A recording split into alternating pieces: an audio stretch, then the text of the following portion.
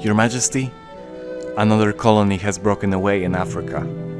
If we don't do something, the sun might set in the British Empire. I see. Well, the only way for us to retaliate is an invasion. An invasion? Don't fret. This invasion won't be fought with guns and dreadnoughts. Say, have you ever been to Liverpool? Let's hope this one turns out pretty darn good, huh? Oh, haircuts are un-American. Well, it was very observant of them, because we aren't American. True. Do it slower. No. Shh, Ringo! Keep your bit dead. Ringo! We're taken. Take 10. Start again. What did I do then? You made a mistake.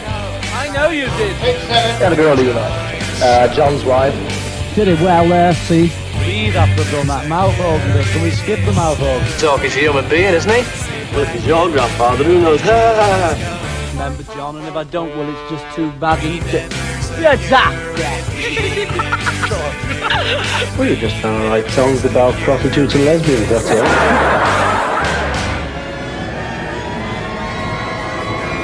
John Lennon and Paul McCartney, knowing each other from school, started a band called the Quarrymen, and small George Harrison wanted to join in. John didn't want a kid in his band, but George was like, "What's this?" And John was like, "Alright, you can join in, but you cannot write any songs." And yeah, they were playing songs and stuff, you know, regular biopic first act, blah blah blah, they were okay, I guess. They wanted a name change, so they went with the Beatles, but John didn't do very well in school, so he made a typo. Which, like, come on, pretty embarrassing to misspell your own name. Alright guys, I like the way you sound. Why don't you come to Hamburg? But Mr. Williams, we don't have a drummer. I know a guy who can play for you. He's the best.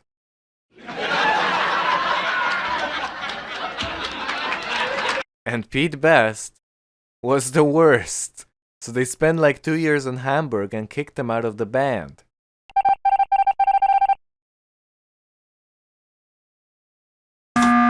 Needing a new drummer, they found Dick Starkey, probably homeless, doing one of those street drum performances. No way we're gonna play with a guy named like that.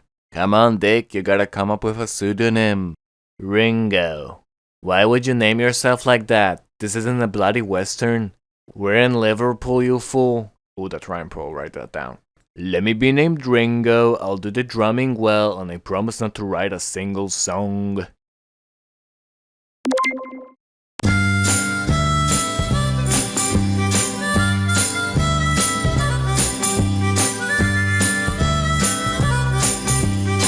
Alright fellas, let's make an album now. We need a good starting track. This will be forever known as our debut on a proper record and many people's first time hearing us. I wrote a song, John. It's called I Saw Her Standing There. And the first two verses are, well, she was just 17. You know what I mean.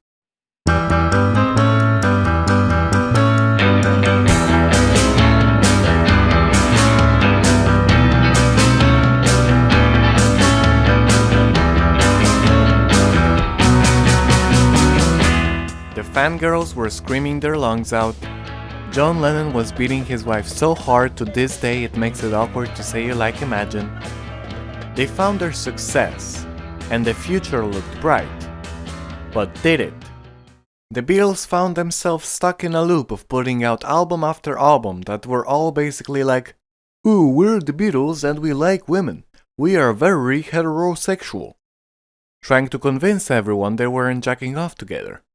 They tried switching it up by making a more melancholic album, but that didn't really work out. Truly, all hope was lost. Somewhere between albums and tours, there was a day where I had a dentist anyway. One night, John and his wife, Cynthia, and Patty and myself were having dinner at this guy's house. And he just put it in our coffee or something, yeah. Now, this fella, for some reason or other, had obtained lysergic acid diethylamide.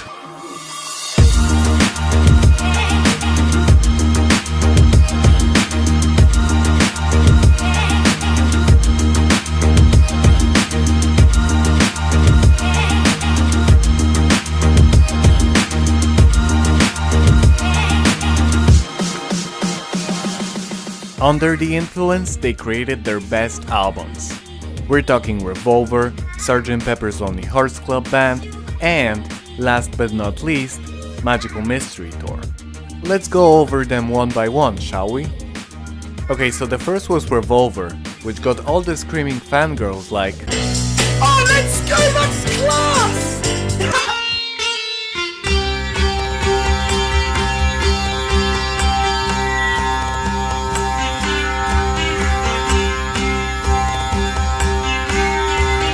While also retroactively being considered their best album, if not album in general.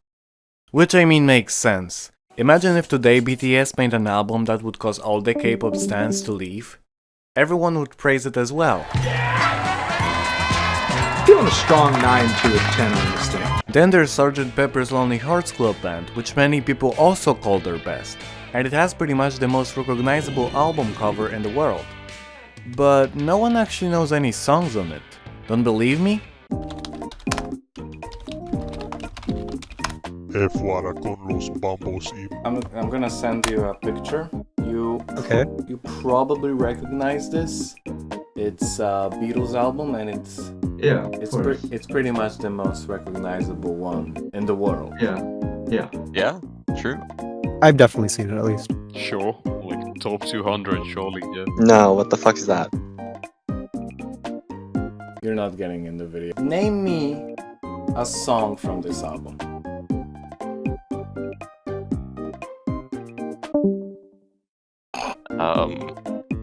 Isn't Yellow Submarine from this one?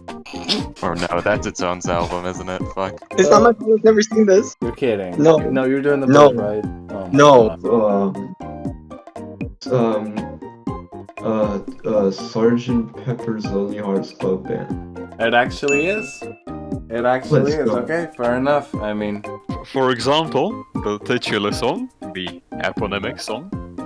Is there a song named Sgt. Pepper's Lonely there Hearts? is. Yeah, there is. There is the Okay, let's intro. go. There's actually 2 songs named that. Yeah, easy. No, I was gonna say it's Magical Mystery Tour from this album. No, That sounds good. Magical Mystery. Thank you. This will do nicely. Thank you very much for the interview. What is a man? A miserable little pile of secrets? Okay. And finally, Magical Mystery Tour. I love Magical Mystery Tour. Gatekeepers will say it doesn't count because half of the songs were already released, blah blah blah, but come on. Can you really go up against I Am the Walrus? Of course, how could we forget the accompanying movie, which was just great and made a lot of sense.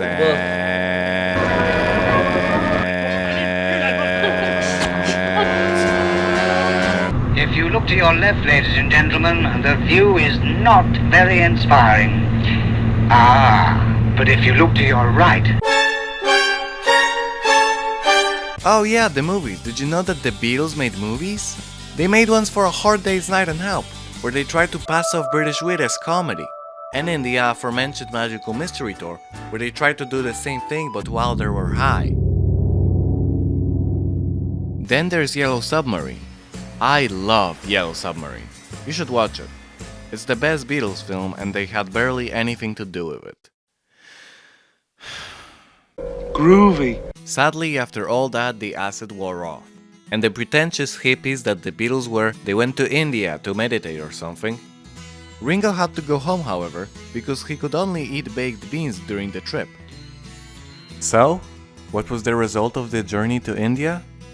They actually got enlightened and returned home with divine knowledge, realizing that, damn, we kinda hate each other. And that's how the White Album was born. This Gus Johnson video summarizes well what it's like to listen to it. There's some amazing tracks on here, and there's some Number 9, number 9, number 9, number 9, number 9. What do you mean? It's great, it's sold, it's the bloody Beatles White Album. Shut up. While all that was going on, John Lennon found a new girlfriend. Yoko Ono.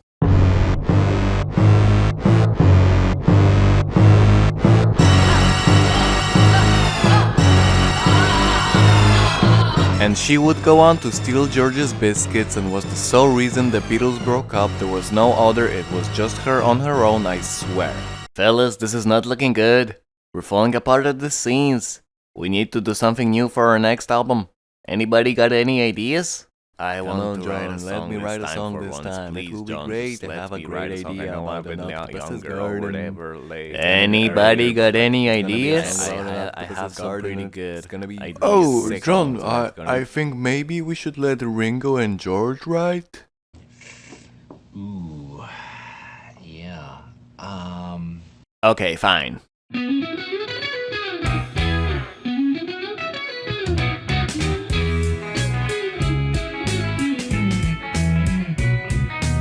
Alright, George and Ringo, how did it go? Oh, you know, John, I just wrote 2 songs. Here Comes the Sun and Something. Critics and fans alike are calling them the best songs the Beatles ever made. Oh, whoops. Maybe we should have let him write. Yeah, how about you, Ringo? I wrote a song called Octopus's Garden, which is about going to an octopus's garden.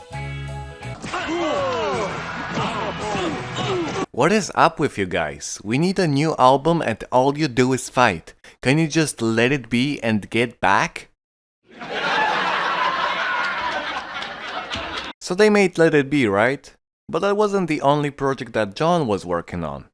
Yoko has been swaying John into making more and more experimental art with her. It all finally culminated in their magnum opus.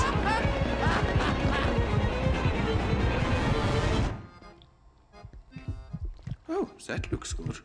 Hey fellas, you wanna check out a movie me and Yoko made yesterday? Sure John, what's it about? Oh, you know, the film, and I quote, consists of a single 42-minute shot of the semi-erect penis of John Lennon.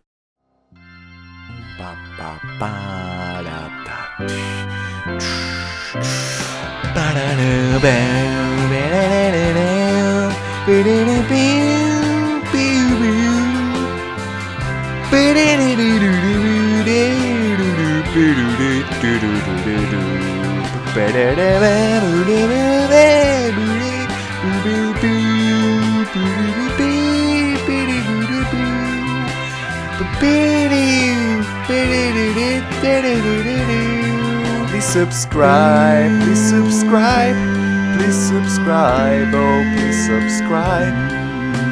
Share this to everyone you know and subscribe.